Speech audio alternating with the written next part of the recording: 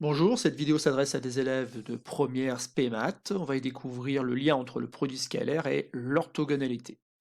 Tout d'abord, commençons par quelques petits rappels sur le produit scalaire de deux vecteurs. Donc, dans un chapitre précédent, vous avez vu que le produit scalaire pouvait être calculé de différentes façons. Donc, première façon, par laquelle on commence généralement, c'est en utilisant un projeté orthogonal. Autrement dit, on va projeter un point, le point B par exemple, sur la droite OA, et notre produit scalaire va se ramener à un produit de deux longueurs, OA et donc OH, devant lequel on va peut-être mettre un signe moins si l'angle par exemple est obtus. Si l'angle est aigu, on va conserver donc le produit de ces deux longueurs. Autre possibilité, ça va être en utilisant la mesure de l'angle AOB. Donc l'angle que forment les vecteurs OA et OB, c'est donc l'angle AOB. Et donc on a une formule qui dit que c'est le produit des longueurs OA et OB multiplié par le cosinus de l'angle AOB. Donc ça, c'est quelque chose de très important. Donc ça permet peut-être de calculer un produit scalaire, mais souvent c'est une formule qui permet de déduire la mesure d'un angle, puisque on aura peut-être calculé le produit scalaire d'une autre façon juste avant. Ensuite, une méthode, mais qui devrait être la méthode qu'on devrait retenir tous, et pourtant beaucoup d'élèves parfois hésitent à l'utiliser, c'est celle qui passe par les coordonnées. Donc si on est dans un repère orthonormé, si on connaît les coordonnées x, y et x', y' des vecteurs OA et OB, eh ben, le calcul du produit scalaire se fait très rapidement. Il suffit de faire x, x' plus y, y', et c'est terminé. Donc s'il y a bien une méthode à laquelle il faut faire très attention et qu'il faut bien connaître et bien maîtriser, c'est donc cette méthode qui passe par les coordonnées. On va toujours essayer de passer par les coordonnées puisque finalement c'est la méthode la plus simple. Et enfin, une dernière propriété, alors on peut, il est vrai, calculer le produit scalaire de deux vecteurs u et v d'une autre façon, c'est au programme. Donc je l'ai rajouté, mais je suis un peu gêné avec cette formule-là parce que trop d'élèves essayent de passer par cette formule-là. Or, il se trouve qu'on l'utilise finalement très peu dans les exercices. Donc il s'agit de faire le produit scalaire UV en faisant un demi de la norme de U plus V au carré, moins la norme de U au carré, moins la norme de V au carré.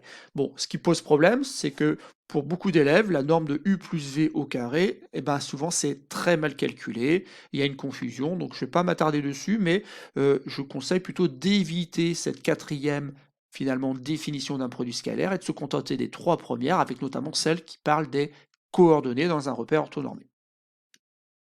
Passons maintenant donc au lien qu'il existe entre le produit scalaire et l'orthogonalité. Donc dire que deux vecteurs non nuls U, qui peut être représenté par le vecteur OA sur la figure, que le vecteur V, qui peut donc être aussi représenté par le vecteur OB, sont orthogonaux, signifie tout simplement que les droites OA et OB sont perpendiculaires. Donc orthogonaux, ça veut dire tout simplement euh, droit, angle droit, puisque ortho c'est droit et gon c'est angle.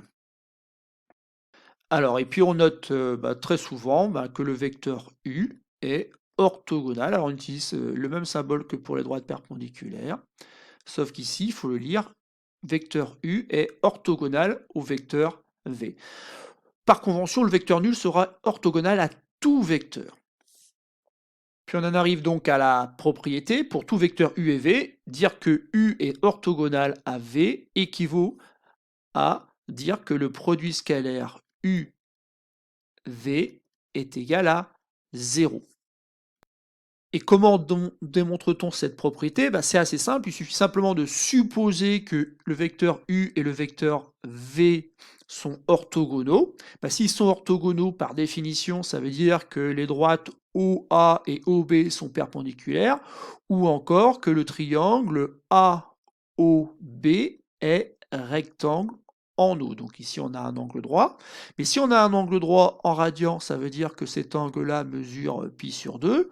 Or, on connaît donc une définition du produit scalaire qui dit qu'en fait, produit scalaire OA-OB, c'est égal au produit des longueurs OA et OB multiplié par le cosinus donc, de l'angle AOB. Ah ouais, mais le problème, c'est que le cosinus d'un angle qui mesure pi sur 2, ça vaut 0. Et donc, on voit bien que le produit scalaire ici est bien égal à 0. Ça veut dire que on a une équivalence entre le fait de dire que ici, les vecteurs u et v sont orthogonaux et le fait d'avoir un produit scalaire égal à 0. Donc voilà pour la démonstration. Donc à quoi ça peut servir? Ça va pouvoir servir à pas mal de choses, puisque dès qu'on aura dans un exercice à démontrer que des droites par exemple sont perpendiculaires ou qu'un triangle est rectangle, on pourra passer peut-être par le produit scalaire. Et enfin, pour terminer cette vidéo, un petit exemple tout simple, hein. On a deux vecteurs, U, dont on connaît bien sûr les coordonnées dans un repère orthonormé, et V, donc un autre vecteur dont on connaît aussi les coordonnées dans ce même repère orthonormé.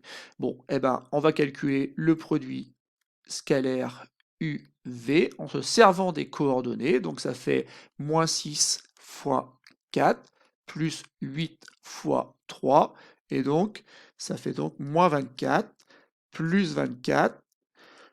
On trouve que ça fait 0, et donc, sans représenter les vecteurs, on sait que vecteur U est orthogonal au vecteur V.